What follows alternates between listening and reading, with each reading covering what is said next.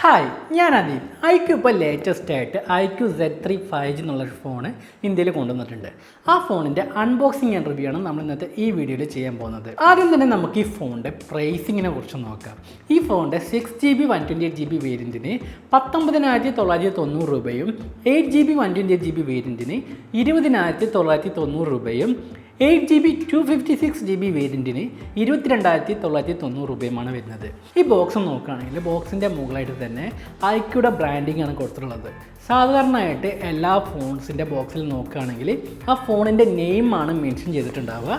പക്ഷേ iQOO അവരുടെ ബ്രാൻഡാണ് ഇവിടെ മെൻഷൻ ചെയ്തിട്ടുള്ളത്. ഈ ഫോണിൻ്റെ മോഡൽ നോക്കുകയാണെങ്കിൽ ഈ ബോക്സിൻ്റെ രണ്ട് സൈഡിലായിട്ടാണ് ചെറുതായിട്ടാണ് iQOO Z3 5G എന്നുള്ളൊരു ബ്രാൻഡിങ് കൊടുത്തിട്ടുള്ളത്. ബോക്സിൻ്റെ ഓവറോൾ ഡിസൈൻ നോക്കുകയാണെങ്കിൽ വളരെ നീറ്റ് ആയിട്ടുള്ളൊരു ഡിസൈൻ പാറ്റേണാണ് വിവോ ഇവിടെ കൊടുത്തിട്ടുള്ളത്. വിവോ അല്ല, iQOO. വിവോൻ്റെ ഒരു സബ് ബ്രാൻഡാണ് iQOO എന്നുള്ള കാര്യം നിങ്ങൾ അറിഞ്ഞിട്ടില്ല എന്നുണ്ടെങ്കിൽ ഇപ്പോൾ അറിയാം. അടുത്തായിട്ട് നമുക്ക് ഈ ബോക്സ് ഒന്ന് അൺബോക്സ് ചെയ്ത് ഫോൺ കൂടാതെ ഈ ബോക്സിൻ്റെ ഉള്ളിൽ എന്തൊക്കെയാണ് വരുന്നത് നമുക്ക് നോക്കാം. ഈ ബോക്സിൻ്റെ അകത്തായിട്ട് നോക്കുകയാണെങ്കിൽ ഇമേജ് ejector tool, quick start guide, warranty card, ഒരു ടൈപ്പ് സി ചാർജിങ് കേബിൾ, പിന്നെ ഒരു 66 വാട്ടിൻ്റെ ഒരു ഫാസ്റ്റ് ചാർജറും ഈ ബോക്സിൻ്റെ ഉള്ളിൽ ഇൻക്ലൂഡ് ചെയ്തിട്ടുണ്ട്.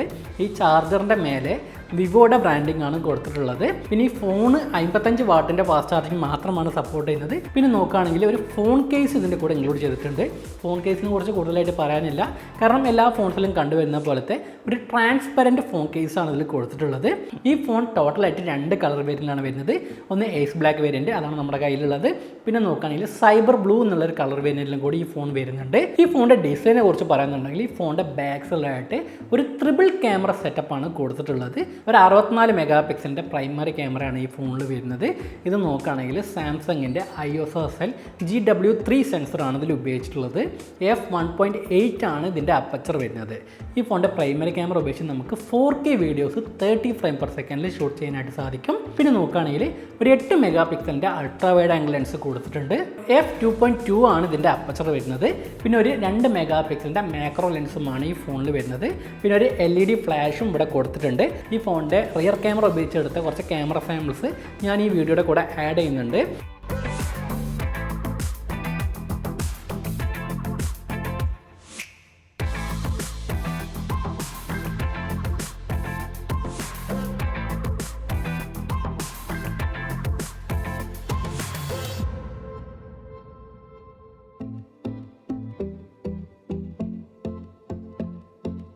ഫോണിൻ്റെ ഫ്രണ്ട് സൈഡ് നോക്കുകയാണെങ്കിൽ ഒരു 16 മെഗാ പിക്സലിൻ്റെ ഒരു സെൽഫി ക്യാമറയാണ് കൊടുത്തിട്ടുള്ളത്. f2.2 ആണ് ഇതിൻ്റെ അപ്പച്ചർ വരുന്നത്. ക്യാമറ ക്വാളിറ്റിനെ കുറിച്ച് പറയുന്നുണ്ടെങ്കിൽ അത്ര വലിയ ഇഷ്യൂ ഒന്നും ഇല്ല. ഡീസൻ്റ് ആയിട്ടുള്ള ഔട്ട്പുട്ട് നമുക്ക് ഈ ഫോണിൽ നിന്ന് ലഭിക്കുന്നുണ്ട്. പിന്നെ ഈ ഫോണിൻ്റെ ബാക്ക് സൈഡിൽ ഒരു ഗ്ലാസ് ബോഡിയാണെന്ന് തോന്നിപ്പിക്കുമെങ്കിലും ഇതൊരു പ്ലാസ്റ്റിക് ബോഡിയാണ്. പിന്നെ ഫിംഗർ പ്രിൻറ്റ് സ്മർജസും കാര്യങ്ങളൊക്കെ ഈ ഫോണിൽ പതിയാനുള്ള ചാൻസ് വളരെ കൂടുതലാണ്. ഈ ഫോൺ ജസ്റ്റ് ഒന്ന് കയ്യിലെടുത്താൽ തന്നെ ആകെ വൃത്തികേടാവും. ഇപ്പോൾ നിങ്ങൾക്ക് ഈ ക്യാമറയിൽ കാണുന്നുണ്ടോയെന്ന് അറിയില്ല, എൻ്റെ കയ്യിലുള്ള ഫിംഗർ പ്രിൻറ്റും കാര്യങ്ങളൊക്കെ ഈ ഫോണിൽ പതിഞ്ഞിട്ടുണ്ട്. ഇടയ്ക്കിടയ്ക്ക് ക്ലീൻ ചെയ്ത് നീറ്റായിട്ട് ഉപയോഗിക്കേണ്ടി വരും. ഒരു മാറ്റ് ഫിനിഷ് കൊടുക്കാമായിരുന്നു ഈ ഫോണിൻ്റെ ബാക്ക് സൈഡിലായിട്ട്. ഗ്ലോസി ഫിനിഷ് കൊടുത്തത് കുഴപ്പമില്ല, എന്നാലും മാറ്റ് ഫിനിഷ് കൊടുക്കാമായിരുന്നു. പ്ലാസ്റ്റിക് ബോഡി വരുന്ന ഫോൺ ഉപയോഗിക്കുന്ന ആളാണെങ്കിൽ നിങ്ങൾക്ക് അറിയുന്നുണ്ടാവും, കുറച്ച് കാലം നമ്മൾ ഫോൺ കേസ് ഇട്ട് ഉപയോഗിക്കുകയെന്നുണ്ടെങ്കിൽ ഈ ഫോണിൻ്റെ ബാക്ക് സൈഡിലുള്ള പ്ലാസ്റ്റിക് ബോഡിൻ്റെ കളറ് ഇളകിപ്പോരും. കുറേ വൈറ്റ് ഡോട്ടുകൾ ഫോണിൻ്റെ ബാക്ക് സൈഡിലായിട്ട് നിങ്ങൾക്ക് കാണാൻ സാധിക്കും. ആ ഒരു ഇഷ്യൂ പ്ലാസ്റ്റിക് ബോഡിക്ക് ഉണ്ട്. നിങ്ങൾ ഈ ഫോണിൻ്റെ ബാക്ക് സൈഡിലായിട്ട് ഒരു ലാമിനേഷൻ ചെയ്യുക, അതായത് ഒരു ട്രാൻസ്പെറൻ്റ് ആയിട്ടുള്ള ഷീറ്റ് ഉപയോഗിച്ച് നിങ്ങൾ ലാമിനേഷൻ ചെയ്യാൻ വേണ്ടി ശ്രമിക്കുക. മൊബൈൽ ഷോപ്പിലൊക്കെ കൊണ്ടുപോയി കൊടുക്കുകയാണെങ്കിൽ അവർ ലാമിനേഷൻ ചെയ്ത് തരും. 100 രൂപ 150 രൂപ കൊടുത്തു കഴിഞ്ഞാൽ ലാമിനേഷൻ ചെയ്ത് തരും. അങ്ങനെ ചെയ്തതിന് ശേഷം ഫോൺ കേസ് ഇട്ട് ഉപയോഗിക്കാൻ വേണ്ടി നിങ്ങൾ ശ്രമിക്കുക. അല്ലാന്നുണ്ടെങ്കിൽ ഫോൺ ആകെ വൃത്തികേടാവും. നിങ്ങളൊരു 6 മാസം അല്ലെങ്കിൽ 1 വർഷം കഴിഞ്ഞ് നിങ്ങൾ ഫോൺ സെയിൽ ചെയ്യാന്നുണ്ടെങ്കിൽ നിങ്ങളുടെ ഫോണിൻ്റെ ബാക്ക് സൈഡ് നോക്കുകയാണെങ്കിൽ ആകെ വൃത്തികേടായിരിക്കും. ഈ ഫോണിന് അങ്ങനെ ഒരു ഇഷ്യൂ ഉണ്ടോ എന്നുള്ള കാര്യം ഉപയോഗിച്ച് നോക്കിയാൽ മാത്രമേ എനിക്ക് പറയാൻ വേണ്ടി സാധിക്കുള്ളൂ.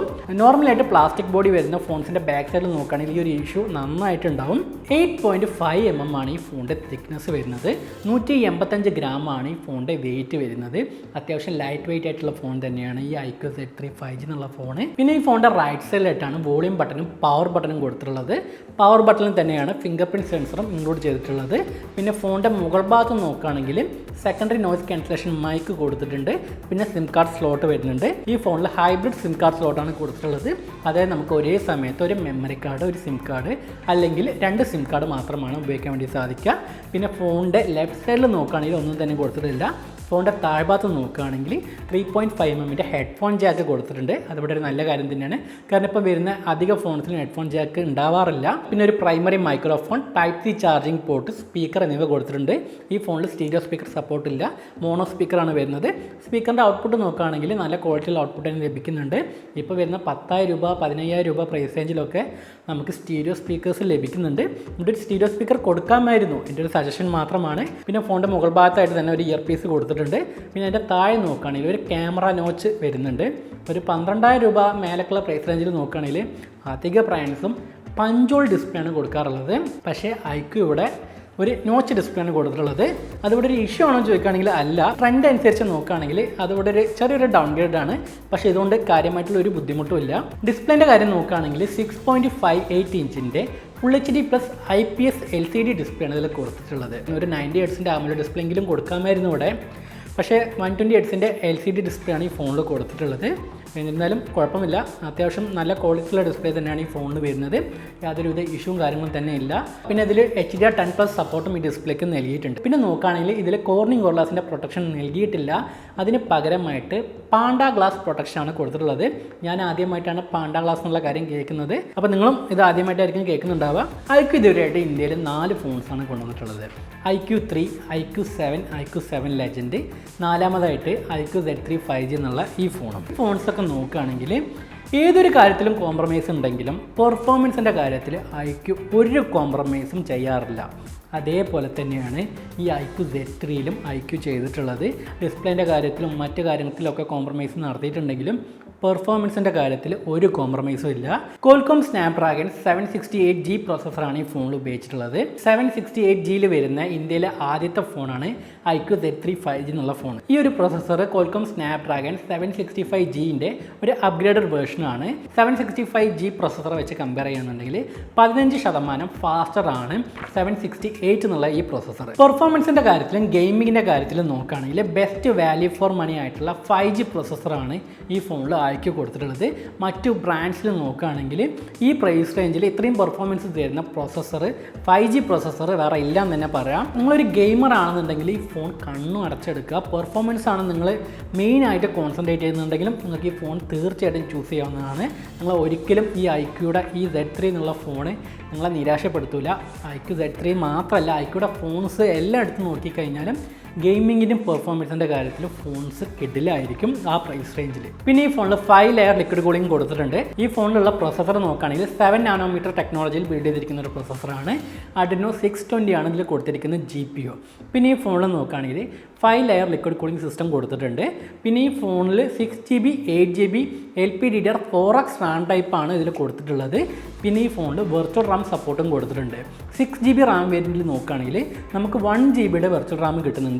അതേപോലെ തന്നെ 8GB റാം വേരിയൻറ്റിൽ നോക്കുകയാണെങ്കിൽ നമുക്ക് 3GB വെർച്വൽ റാം സപ്പോർട്ട് ലഭിക്കുന്നുണ്ട്. ആക്ച്വലി ഈ വെർച്വൽ റാം ആളുകളൊരു പറ്റിക്കുന്ന ഒരു ഏർപ്പാടാണെന്ന് വേണമെങ്കിൽ പറയാം. കാരണം വിവോ ഇപ്പോൾ റീസെൻ്റ് ആയിട്ട് കൊണ്ടുവന്നിട്ടുള്ള ഒരു ടെക്നോളജിയാണിത്.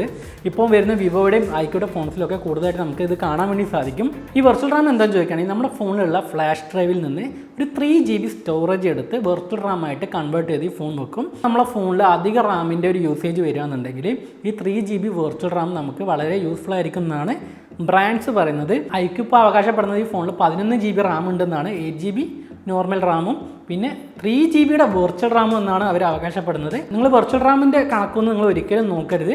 നിങ്ങൾ ഫോണിലുള്ള മെയിൻ റാമിൻ്റെ കണക്ക് മാത്രം നോക്കിയാൽ മതി. വെർച്വൽ റാം നിങ്ങൾ മെയിൻറ്റെയിൻ ചെയ്യരുത്. അതുണ്ടോ ഉണ്ടെങ്കിൽ നല്ലത്. ആ ഒരു ടോട്ടൽ നിങ്ങൾ എടുത്താൽ മതി. പിന്നെ ഇതിൽ 128GB 256GBയുടെ UFS 2.2 സ്റ്റോറേജ് ടൈപ്പാണ് ഇതിൽ കൊടുത്തിട്ടുള്ളത്. പിന്നെ ഈ phone out of the box Android 11 വരുന്നത്. Fun Touch OS 11.1 ആണ് ഇതിൻ്റെ യൂസർ ഇൻ്റർഫേസ്. ഇൻ്റർനാഷണൽ മാർക്കറ്റിലും ഇന്ത്യൻ മാർക്കറ്റിലും ലോഞ്ച് ചെയ്ത iQOO Z3യിൽ നോക്കുകയാണെങ്കിൽ Fun Touch OS ആണ് കൊടുത്തിട്ടുള്ളത്. പക്ഷേ ചൈനയിൽ ലോഞ്ച് ചെയ്ത iQOO Z3യിൽ വിവോയുടെ ലേറ്റസ്റ്റ് OS ആയ ഒറിജിൻ OS ആണുള്ളത്. ഇനി വരും കാലങ്ങളിൽ ഇൻ്റർനാഷണൽ മാർക്കറ്റിലും ഇന്ത്യൻ മാർക്കറ്റിലുള്ള iQOO വിവോ ഫോൺസിലൊക്കെ നമുക്ക് ഒറിജിനൽ നോയ്സ് കാണാൻ വേണ്ടി സാധിക്കും. പിന്നെ ഈ ഫോണിൽ നോക്കുകയാണെങ്കിൽ 4400 mAh ഒരു ബാറ്ററിയാണ് കൊടുത്തിട്ടുള്ളത്. ബാറ്ററി ബാക്കപ്പിൻ്റെ കാര്യം പറയുകയാണെന്നുണ്ടെങ്കിൽ ഈ ഫോണിൽ 120 Hz റീഫ്രഷ് റേറ്റ് വരുന്നുണ്ട്. 120 Hz നിന്നിട്ട് നിങ്ങൾ ഈ ഫോൺ ഉപയോഗിക്കുകയാണെന്നുണ്ടെങ്കിൽ നല്ല സ്മൂത്ത് ആയിരിക്കും. പക്ഷേ ചാർജ് പെട്ടെന്ന് ഡ്രെയിൻ ആയി പോകുന്നുണ്ട്. പെട്ടെന്ന് പറഞ്ഞാൽ ഒരു മിനിറ്റ് കൊണ്ടൊന്നുമല്ല, നോർമൽ 60 Hz യൂസ് ചെയ്യുന്നത് വെച്ച് കമ്പയർ ചെയ്യുന്നുണ്ടെങ്കിൽ 120 Hz റീഫ്രഷ് റേറ്റ് ഉപയോഗിക്കുമ്പോൾ ചാർജ് നല്ലപോലെ തന്നെ ഫോൺ വലിക്കുന്നുണ്ട്. ഇതിന് സൊല്യൂഷനായിട്ട് തന്നെ iQOO സെറ്റിംഗ്സിൽ സ്മാർട്ട് സ്വിച്ച് എന്നുള്ളൊരു ഓപ്ഷൻ കൊടുത്തിട്ടുണ്ട്. ഈ ഓപ്ഷൻ നിങ്ങൾക്ക് സെലക്ട് ചെയ്യാന്നുണ്ടെങ്കിൽ നിങ്ങളുടെ ഫോണിൻ്റെ സിറ്റുവേഷൻ അനുസരിച്ച് ഓട്ടോമാറ്റിക്കായിട്ട് തന്നെ റീഫ്രഷ് റേറ്റ് അഡ്ജസ്റ്റ് ആവുന്നതാണ്. പിന്നെ നോക്കുകയാണെങ്കിൽ 60 Hz, 90 Hz, 120 Hz എന്നുള്ള റീഫ്രഷ് റേറ്റ് നമുക്ക് സെപ്പറേറ്റ് ആയിട്ട് തന്നെ ചൂസ് ചെയ്യാനുള്ള ഓപ്ഷനും ഇതിൽ കൊടുത്തിട്ടുണ്ട്.